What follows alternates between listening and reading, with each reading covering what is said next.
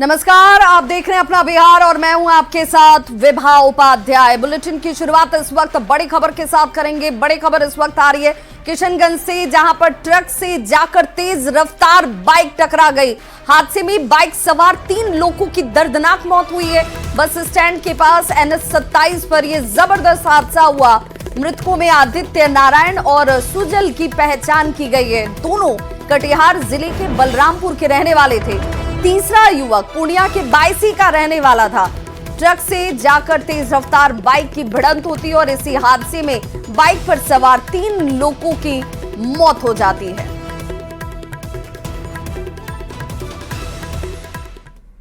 और वहीं बड़ी खबर सिवान से आ रही है, जहां गुठनी थाना इलाके में बोलेरो को ट्रक ने जोरदार टक्कर मार दी है।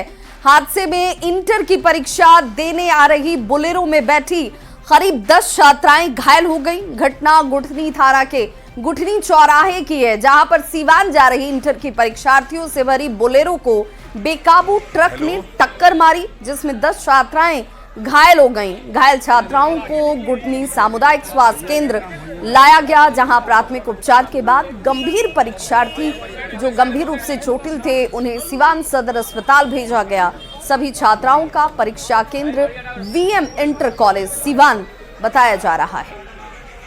हेलो। जमुई के झाझा प्रखंड में नई डैम पक्षी अभयारण्य में तैनात फॉरेस्टर अनीश कुमार पर कई गंभीर आरोप लग रहे हैं। सोशल मीडिया पर यह वायरल हुई वीडियो और ऑडियो ने उनकी कार्य प्रणाली पर कई सवाल खड़े कर दिए हैं। सोमवार को वायरल हुए पहले वीडियो में फॉरेस्टर अनीश कुमार और सिपाही शिवशंकर कुमार को ड्यूटी के दौरान शराब पीने का वीडियो जो सामने आया, उसके बाद सवाल खड़े हुए। अब उन पर पत्थर से भरे ट्रैक्टर को छोड़ने के बदले कथित तौर पर 10,000 की रिश्वत लेने का भी आरोप लग रहा है। वायरल वीडियो ने अब खलबली मचा दी है कि फॉरेस्टर्स किस तरीके से वो कार्य कर रहे हैं। वीडियो को लेकर जिला वन पदाधिकारी ने जांच टीम गठित कर कार्रवाई के निर्देश दिए हैं। तो अनंत सिंह की जमानत याचिका पर सुनवाई और MP MLA कोर्ट में यह सुनवाई हुई है। सुनवाई के बाद से कोर्ट ने फैसले को हालांकि सुरक्षित रख लिया। कोर्ट का कभी भी फैसला जो है वो आ सकता है। पंचमहला थाने में दर्ज 2 केस का यह पूरा मामला है, जिस पर सुनवाई हुई। याचिका पर सुनवाई के बाद कोर्ट ने फैसले को सुरक्षित रख लिया और यह फैसला कभी भी आ सकता है। अनंत सिंह की जमानत याचिका पर यह सुनवाई, जिस पर सबकी निगाहें टिकी हुई हैं कि क्या अनंत सिंह को जमानत मिलती है। और इस खबर पर ज्यादा जानकारी के साथ पटना से News 18 संवाददाता संजय कुमार जुड़ चुके हैं। संजय, क्या ये उम्मीद की जाए कि इस फैसले के आज ही आने की संभावना है? बिल्कुल, देखिए, जो अनंत सिंह के वकील हैं उन्होंने इस बात की जानकारी दी है कि देर शाम तक ये फैसला आ सकता है। और क्या फैसला आएगा, सबकी नजरें इस पर टिकी हुई है। बहरहाल जो दोनों केस दर्ज किए गए थे पंचमहला थाने क्षेत्र में, बार कोर्ट में पहले ये केस ट्रांसफर हुआ था, वहां से जो MP MLA कोर्ट है पटना का, वहां ट्रांसफर कर दिया गया। दोनों केस में कोर्ट द्वारा स्टेशन डायरी की मांग की गई थी पुलिस से, और पुलिस ने स्टेशन डायरी दी। उसके बाद आज दोनों केस में सुनवाई हुई है और इसके बाद कोर्ट ने अपना फैसला रिजर्व रखा है। देखना होगा देर शाम तक अगर फैसला आता है तो ये किस तरह का फैसला आता है, क्या अनंत सिंह को बेल मिलता है या फिर उन्हें झटका लगता है। लेकिन फिलहाल हमें इसके लिए इंतजार करना होगा। विभा, बहुत बहुत शुक्रिया संजय तमाम जानकारी के लिए। तो MP MLA कोर्ट में सुनवाई पूरी हो चुकी है। सुनवाई पूरी होने के बाद फैसले को कोर्ट ने सुरक्षित रख लिया है और देर शाम तक फैसला आने की संभावना जाहिर की जा रही है। कांग्रेस नेता और लोकसभा में नेता प्रतिपक्ष राहुल गांधी एक बार फिर से पटना पहुंचे और 20 दिनों के अंदर बिहार का ये उनका दूसरा दौरा है, जहां पर राहुल गांधी स्वतंत्रता सेनानी जगलाल चौधरी की 130वीं जयंती के समारोह में भाग लेने के लिए पहुंचे। और यह भी माना जा रहा है कि दलित समाज से आने वाले जगलाल चौधरी के बहाने राहुल गांधी दलित समाज को लुभाने की कोशिश करेंगे। साथ ही कार्यकर्ताओं को एक बड़ा संदेश दिया जाएगा। पटना भर में बड़े बड़े तोरण द्वार और बैनर पोस्टर्स लगाए गए हैं, जिसमें राहुल गांधी को न्याय का योद्धा बताया गया है। तो ये वो पोस्टर्स हैं जिसे आप इस वक्त टीवी स्क्रीन पर देख पा रहे होंगे। दलितों को साधने की कोशिश के तौर पर राहुल गांधी के दौरे को देखा जा रहा है। गठबंधन की मजबूती एक फोकस इस पर भी, और ये मानकर चला जा रहा है कि जब बिहार में सबसे पहले जब शराबबंदी लागू हुई थी उस वक्त जगलाल चौधरी को जाना जाता है और उसके बाद से अब इस वक्त बिहार में पूर्ण शराबबंदी है, जिसे मुख्यमंत्री नीतीश कुमार ने लागू किया हुआ है। और राहुल गांधी जब यहां पर पहुंचेंगे तो यह माना जा रहा है कि उस वोट बैंक को साधने का प्रयास भी किया जाएगा। राहुल गांधी कांग्रेस विधायक दल के नेता डॉक्टर शकील अहमद खान के घर जाकर उनसे मुलाकात करते नजर आए और शोकाकुल परिवार को उन्होंने ढांढस बंधाया है। 2 दिन पहले शकील अहमद खान के बेटे अयान खान ने खुदकुशी कर ली थी और इस बार जब राहुल गांधी बिहार पहुंचे तो वहां परिवार के लोगों से मिलकर उन्होंने उन्हें ढांढस बंधाया। पहुंचे हैं करीब 20 दिनों के अंदर, ये उनका दूसरा बिहार का दौरा है। आज जगलाल चौधरी की जयंती के लिए पटना पहुंचे हैं और उसके पटना एयरपोर्ट के बाद सीधे शकील अहमद खान के आवास पहुंचे हैं। ये उनका आवास है। शकील अहमद खान के बेटे अयान खान ने आत्महत्या की थी, खुदकुशी की थी और उनसे मिलने के लिए, शकील अहमद खान से मिलने के लिए, उनको सांत्वना देने के लिए राहुल गांधी खुद शकील अहमद खान के आवास पहुंचे हैं। करीब 30 से 35 मिनट होने को हैं। राहुल गांधी यहां मौजूद हैं, उनसे मुलाकात की है, उनके परिवारजनों से मुलाकात की है और यहां से निकलने के बाद राहुल गांधी सीधे श्री कृष्ण मेमोरियल हॉल जाएंगे, जहाँ की कार्यक्रम है और जिस कार्यक्रम में शामिल होने के लिए राहुल गांधी यहाँ पहुँचे हैं। लगातार ये दूसरा दौरा है। करीब 1 महीने के अंदर राहुल गांधी का बिहार में दूसरा दौरा काफ़ी मायने रखता है और जिस तरह से बिहार में चुनाव की सरगर्मी चल रही है तो राहुल गांधी के इस दौरे के काफ़ी अहमियत है और लगातार राहुल गांधी का ध्यान बिहार में है, क्योंकि अगले साल बिहार में चुनाव होने हैं। और राहुल गांधी पटना एयरपोर्ट पहुंचने के बाद जो तमाम नेता हैं उनके साथ यहाँ पर शकील अहमद खान के आवास पहुंचे हैं और जो मुलाकात है, जो परिजन हैं उनसे मुलाकात कर रहे हैं और जो दुखद घटना हुई है उसके लिए सांत्वना भी दे रहे हैं। न्यूज़ 18 के लिए पटना से धर्मेंद्र कुमार। और बड़ी खबर इस वक्त पटना से आ रही है, जहां राहुल गांधी के काफिले की वजह से एक एम्बुलेंस इसमें फंस जाती है। ट्रैफिक की वजह से एम्बुलेंस को रोकना पड़ा, जाम की वजह से एम्बुलेंस यहां फंसी हुई दिखी। किसी तरह से हालांकि मशक्कत करने के बाद इस एम्बुलेंस को यहां इस काफिले से बाहर निकाला गया है। तो ये तस्वीर इस वक्त आपके टीवी स्क्रीन पर, तो राहुल गांधी का काफिला यहां से गुजरने वाला था और इसी को लेकर यहां पर जाम की स्थिति लग गई और इसी जाम में देखिए ये एम्बुलेंस फंस जाती है। हालांकि किसी तरह से इस एम्बुलेंस को निकाला गया। राहुल गांधी के बिहार दौरे पर बिहार बीजेपी के अध्यक्ष दिलीप जायसवाल ने तंज कसा है। उन्होंने कहा कि आरजेडी पर राहुल गांधी ने प्रेशर पॉलिटिक्स जो है वो शुरू कर दिया है। 2 लड़कों का जो हाल यूपी में हुआ वो देश को पता है, 2 लड़कों का बिहार में भी वही हाल होने वाला है। गांधी अपना प्रेशर पॉलिटिक्स राष्ट्रीय जनता दल पर बनाना चाहते हैं और ये उन दोनों के बीच का आंख मिचौनी खेल खेल रहे हैं। लेकिन इंडी गठबंधन में आगे सब कुछ ठीक नहीं रहेगा, ये स्पष्ट है। वहाँ भी हुआ था, उत्तर प्रदेश में भी 2 लड़के निकले थे, इस बार 2 लड़के अलग हो गए। तो उसी तरह यहाँ भी जो है अब क्या माहौल रहता है आगे देखिए। तो राहुल गांधी के बिहार दौरे पर जेडीयू के मुख्य प्रवक्ता नीरज कुमार ने भी तंज कसा है। उन्होंने कहा कि कांग्रेस पार्टी के कार्यक्रम से दूरी बनाते हुए सामाजिक कार्यक्रम में राहुल गांधी जरूर आ रहे हैं। पार्टी के कार्यक्रम से अपनी दूरी बनाते हैं, इसका मतलब साफ है कि माननीय राहुल गांधी जी, आप कार्यकर्ता दर्शन यात्रा में आपकी पार्टी की भागीदारी तेजस्वी यादव ने नकार दिया, लेकिन आप साष्टांग दंडवत हो गए लालू जी के यहाँ जाकर, गौशाला में गाय गिनने लगे। आपसे यह उम्मीद नहीं किया जाता है। और पटना से बड़ी खबर, जहां नाला रोड में कारोबारियों की तरफ से जमकर हंगामा किया गया है। सरस्वती पूजा के दौरान सैदपुर छात्रावास में विसर्जन जुलूस जैसे छात्रावास से निकला। असामाजिक तत्वों के हंगामा और तोड़फोड़ करने पर इन कारोबारियों ने नाराजगी जाहिर की है। सड़कों पर उतरकर कारोबारी अपने आक्रोश को जाहिर कर रहे हैं। असामाजिक तत्वों पर केस दर्ज कर कार्रवाई की मांग की जा रही है। और ये तस्वीरें इस वक्त आपके टीवी स्क्रीन पर, जहां पर विरोध में नाला रोड की दुकानें बंद रखी गई हैं। सामाजिक तत्वों के खिलाफ कार्रवाई की जाए। कदमकुआं थाना क्षेत्र की इस घटना के बाद अब कारोबारियों का आक्रोश सड़क पर नजर आ रहा है। और इस खबर पर ज्यादा जानकारी के साथ जुड़ गए हैं पटना से संवाददाता संजय। कारोबारियों के आक्रोश की तस्वीर तो हम देख पा रहे हैं, लेकिन मांग क्या है इन कारोबारियों की, और इस मांग पर कोई विचार कर रहा है? देखिए, कल शाम में सरस्वती पूजा में जब मूर्ति का विसर्जन हो रहा था तो सैदपुर छात्रावास से भारी संख्या में छात्र निकले थे और नाला रोड से ये प्रोसेशन जो है वो गुजरा था। और इसी दौरान नाला रोड में दुकानों में तोड़फोड़ का आरोप है, जो दुकानदार है उनके साथ दुर्व्यवहार, मारपीट, और यहाँ तक कि दुकानदार ये आरोप लगा रहे हैं कि उस दौरान जो सड़कों से महिलाएं गुजर रही थी उनके साथ भी दुर्व्यवहार किया गया। पुलिस के प्रेजेंस में ये सारा कुछ होता रहा, लेकिन पुलिस ने कोई एक्शन नहीं लिया, कोई इनिशिएटिव नहीं लिया। और इसको लेकर आज दुकानदारों ने, आज नाला रोड एक प्रमुख व्यावसायिक मंडी है और सारी दुकानें आज बंद है और रोड को ब्लॉक किया हुआ है। काफी संख्या में आप तस्वीरों में देख सकते हैं दुकानदार सड़कों पर उतर गए हैं और लगातार हंगामा कर रहे हैं, एक्शन की मांग कर रहे हैं। उनका कहना है कि या तो जो असामाजिक तत्व हैं उनके खिलाफ कार्रवाई की जाए, नहीं तो हमारे खिलाफ कार्रवाई की जाए। तमाम तरह के गंभीर आरोप। और इस स्थिति को देखते हुए मजिस्ट्रेट के नेतृत्व में वहां पर पुलिस टीम भेजी गई है, कई थानों की पुलिस टीम पहुंची है। सिचुएशन को कंट्रोल में करने की कोशिश प्रशासन अपनी तरफ से कर रहा है और भरोसा दिला रहा है कि आप की जो शिकायत है उस पर FIR लॉन्च किया जाएगा। और लेकिन साफ तौर पर दुकानदारों ने कहा कि यह पहला ऐसा साल नहीं है, पहला मौका नहीं जब इस तरीके से अनसोशल एलिमेंट ने कानून व्यवस्था को चुनौती दी हो, दुकानदारों के साथ मारपीट की हो।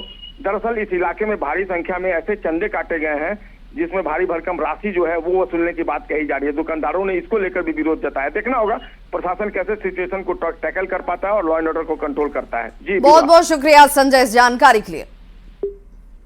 भारतीय इस साल भी गुंडागर्दी हुई है और ये आप लोग को भी पता है, ये जितने भी प्रशासन के अधिकारी हैं उनको भी पता है, जो हमारे पत्रकार बंधु हैं उनको भी पता है। तो आप ये बताइए कि हम लोग को सुरक्षा दे या फिर वो गुंडों लोगों को सरकार सुरक्षा दे। हम लोग यही चाहते हैं कि हम लोग के सामने महिलाओं को तंग किया जा रहा है, दुकानदारों पे रंगबाजी की जा रही है, प्रशासन के सामने बैठ कर शराब पिया जा रहा है, फायरिंग की जा रही है। कहाँ है ये? हम लोग चाहते हैं। मेरे पहुंचने पर दुकानदारों ने कहा कि कल सरस्वती पूजा जो था उसमें लोग प्रोसेशन निकालने में विसर्जन के लिए यहाँ पर आम जनजीवन के साथ कुछ अप्रिय व्यवहार किए, ये इनकी शिकायत है। इसीलिए इन्होंने रोड जाम किया है। हमने इनको आश्वासन दिया है कि कानून आपके साथ है, कानून दोषी के साथ नहीं है और किसी तरह का अप्रिय व्यवहार करने वाले का हम लोग और 20 दिनों के अंदर दूसरी बार बिहार दौरे पर पहुंचे राहुल गांधी इस वक्त क्या कुछ कह रहे हैं, जरा सुनते हैं।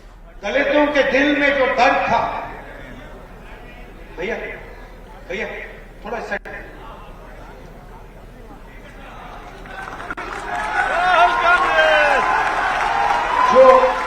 जो दलितों के दिल में जो दर्द था, जो दुख था, जो उनके साथ हजारों सालों के लिए किया जा रहा था, वो आवाज अंबेडकर जी और जगलाल चौधरी जी के मुंह से निकलती। मतलब जो आपके दिल में था, जो आपके समाज के दिल में था, वो अंबेडकर जी और जगलाल चौधरी जी बोलते थे।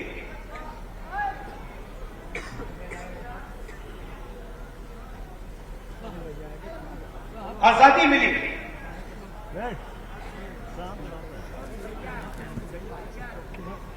बहुत कुछ हुआ, मगर मैं आपसे सवाल पूछना चाहता हूं। आज हिंदुस्तान का जो पावर स्ट्रक्चर है, जो इंस्टीट्यूशंस हैं, संस्थाएं हैं, चाहे वो शिक्षा का सिस्टम हो, स्वास्थ्य का सिस्टम हो, कॉर्पोरेट इंडिया हो, बिजनेस सिस्टम हो, जुडिशरी हो, इसमें आपकी भागीदारी कितनी है? लोग रिप्रेजेंटेशन की बात करते हैं, लोग कहते हैं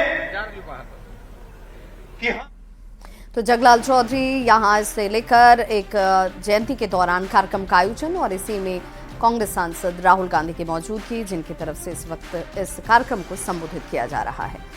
नेता प्रतिपक्ष तेजस्वी यादव आज राजभवन पहुंचे, जहां उन्होंने राज्यपाल आरिफ मोहम्मद खान से मुलाकात की। तेजस्वी यादव ने राज्य में बिगड़ती कानून व्यवस्था को लेकर राज्यपाल को जानकारी दी, साथ ही कार्रवाई की भी मांग की गई। घटना हुई है, बेहद दर्दनाक घटना हुई है आज, और हम सब लोग जो है बिहार में जिस प्रकार से लॉ एंड ऑर्डर का क्रिमिनल डिसऑर्डर हो चुका है, पुलिस प्रशासन जनता की सेवा में लगना चाहिए, जनता की रक्षा में लगना चाहिए, तो रक्षक नहीं बल्कि भक्षक बने हुए हैं और पूरी तरीके से अपराधियों का बोलबाला है। ऐसा कोई भी दिन नहीं है जब बिहार में गोलियां नहीं चलती है। बिहार जो है जो चला रहे हैं कुछ लोग, आप जान ही रहे हैं, बीजेपी से जो आया उसको राष्ट्रीय अध्यक्ष कार्यवाहक बना दिया जाता है। जो बीजेपी के संपर्क में जो रिटायर्ड अधिकारी है वही सारा ट्रांसफर पोस्टिंग बिना घूस लिए हुए, कोई ठेकेदारी नहीं देते हैं। सदन खुलने वाला है, इन सब का पुख्ता सबूत ला करके लोगों का पर्दाफाश करेंगे।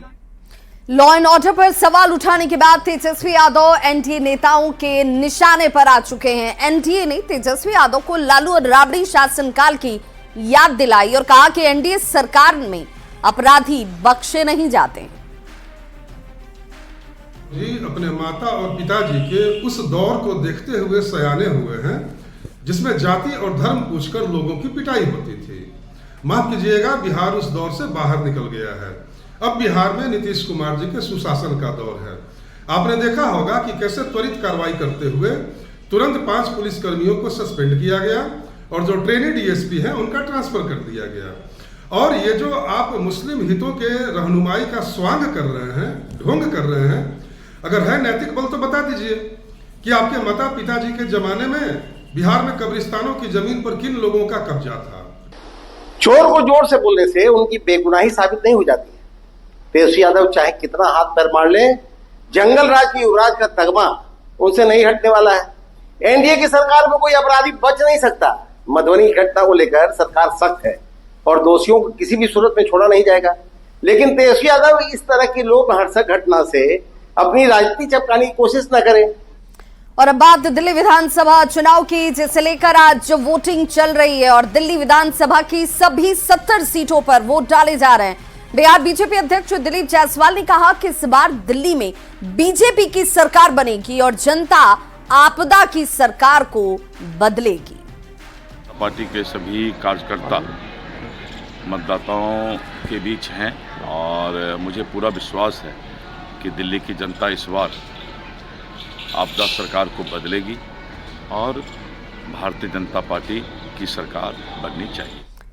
तो दिल्ली में विधानसभा की 70 सीट के लिए वोटिंग की जा रही है, लेकिन केंद्रीय कपड़ा मंत्री गिरिराज सिंह ने भी कहा कि केजरीवाल चुनाव हार चुके हैं और हताशा में कुछ भी दावा अरविंद केजरीवाल की तरफ से किया जा रहा है। को अगर बन चले तो 70 सीट है दिल्ली विधानसभा में, वो 90 नहीं कह रहे हैं, ये कम है। वो हार रहे हैं, हताशा में है। आखिर 55 क्यों कह रहे हैं?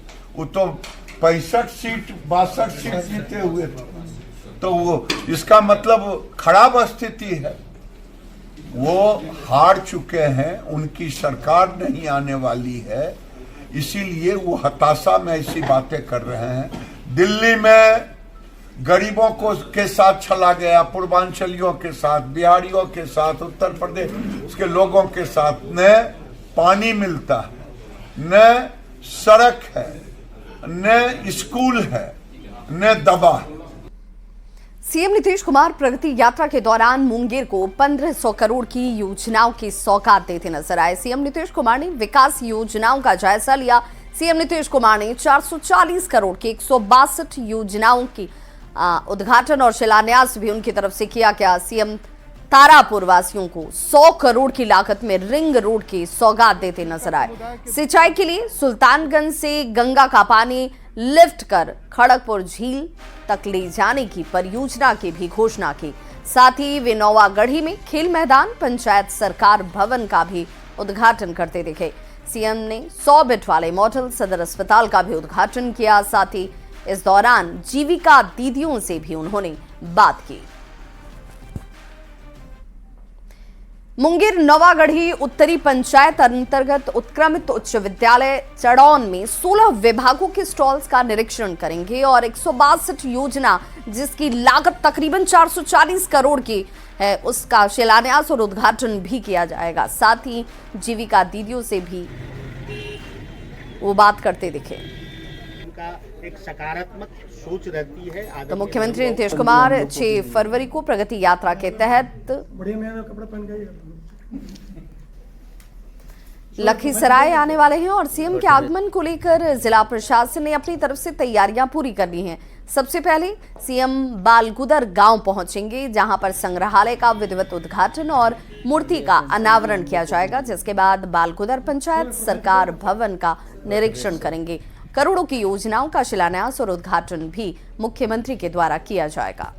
मुख्यमंत्री जी का जो प्रगति यात्रा है 6 तारीख को यहाँ प्रस्तावित है, उसके लिए सुरक्षा का पुख्ता प्रबंध कर दिया गया है। कुल यहाँ 6 कार्यक्रम हैं, इंक्लूडिंग आपका हेलीपैड। तो वहाँ से जितने भी कार्यक्रम स्थल हैं और रूट लाइनिंग है, सभी पर फोर्स का डिप्लॉयमेंट करती हैं। उसके अलावा दूर दराज में जो पहाड़ों इलाका है, जो सुदूर इलाकों हैं, वहाँ पर भी लगातार हम लोग छापेमारी करवा रहे हैं, LRP करवा रहे हैं। नक्सल उनकट्ठा स्टेशन के पास में माननीय मुख्यमंत्री का हेलीकॉप्टर उतरेगा और उसके बाद लखीसराय संग्रहालय परिसर का परिभ्रमण करना है, अवलोकन करना है। उसके बाद सामने ही बालगुदर पंचायत सरकार भवन का अवलोकन करना है। उसमें विभागीय योजनाओं का शिलान्यास, उद्घाटन और साथ ही साथ स्टॉल का निरीक्षण है। उसके बाद शिवगंगा में अशोक धाम परिसर में शिवगंगा का शिलान्यास है। उसके बाद रेलवे स्टेशन के परिसर में लखीसराय किउल रेलवे ब्रिज का शिलान्यास भी प्रस्तावित है। उसके बाद सर्किट हाउस आगमन और फिर 2 बजे से लेकर 3 बजे तक मंत्रणा कक्ष में विभागीय जो समीक्षात्मक बैठक है। तो इस बुलेटिन में बस इतना ही, लेकिन न्यूज़ 18 बिहार झारखंड पर खबरों का सिलसिला लगातार जारी है।